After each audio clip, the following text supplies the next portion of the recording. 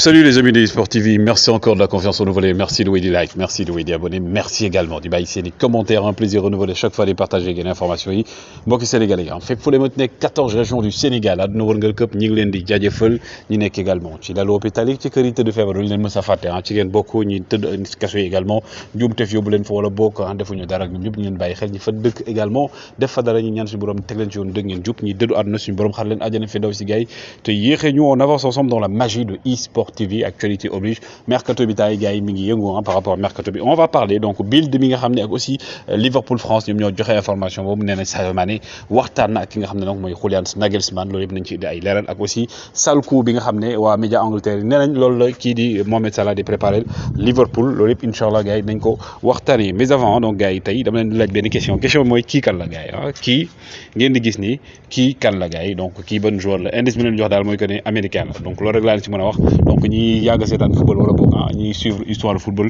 war nañu xam kii kan la donc loolu rek laa leen mën a jox comme indice c'est un américain kii kan la gars yi loolu daal laa ci mën a wax. Et aussi mercato bi xam ngeen ko Mbaye Lay dellu na fi nga xam mooy Zulte Waregem cette fois-ci en tant qu'entraîneur et non en tant que joueur. En tant qu'entraîneur Mbaye Lay mi nga xam ne donc objectif am ne mooy fexe ba donc problème yi nga xam ne club bi am na ko saison bi passé moom mu ñëw stabiliser club bi résultat yi commencé ñëw d'abord balaa moo ñëw di teg projet am dëggantaan l'ancien attaquant donc international sénégalais Mbaye Lay donc on lui souhaite aussi bonne chance. Gars yi ñii ils ont marqué le football et leur club donc muy ki ngeen di gis nii donc si joueurs yoo xam ne ñii quitté nañ seen club ñenn ñi ils ont mis voilà fin à un parcours très riche notamment Marcelo ak Gareth Bale ngeen gis aussi kii di donc yeneen Fernandinho gis aussi Di Maria ak aussi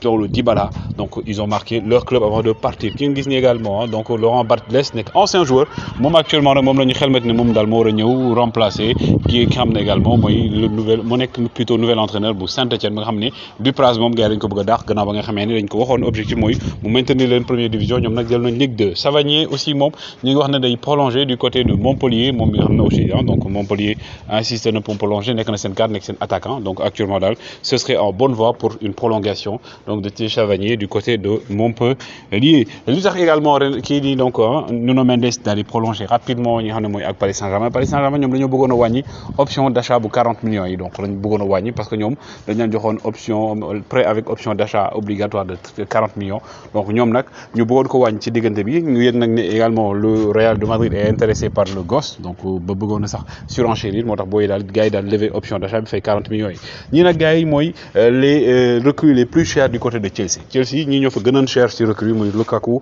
ngeen am également Havertz am aussi Kepa Arrizabalaga donc am aussi nga xam mooy Morata Alvaro Morata Pulisic ñoom ñëpp ñëw ki ngeen gis nag également di Marina plutôt Granovskaya donc nag moo nekkoon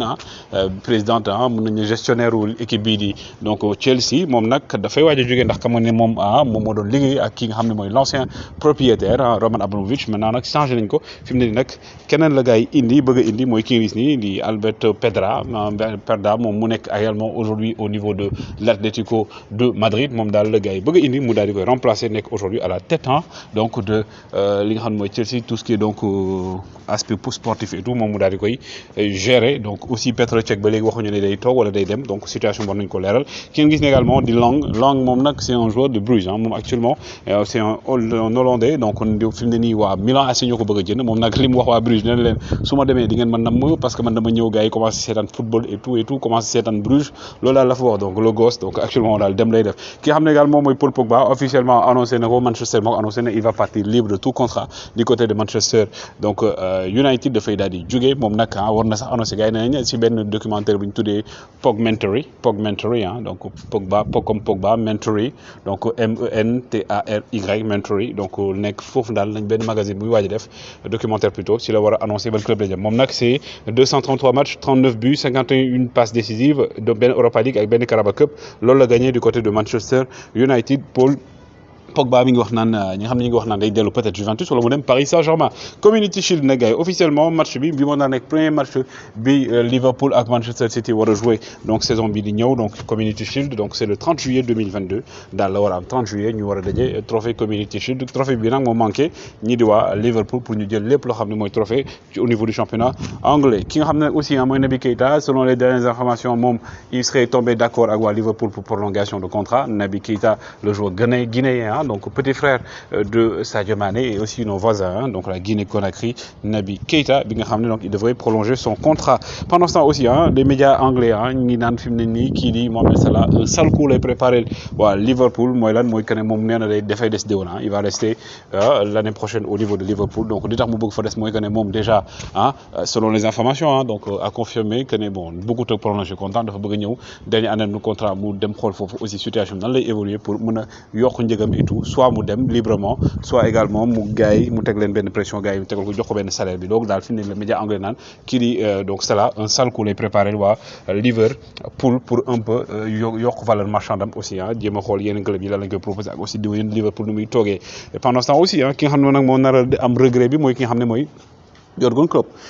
bi nga xam ne gars yi jàpp ñenn ñi jàpp nañ ne bon dafa am parparloo diggante Sadio Mané ak Salah, donc lui aussi il a sa version des faits, comme on dit, on donne notre langue au chat. Mais Sadio Mané daal selon les dernières informations données par Bild, données par Liverpool France, données également par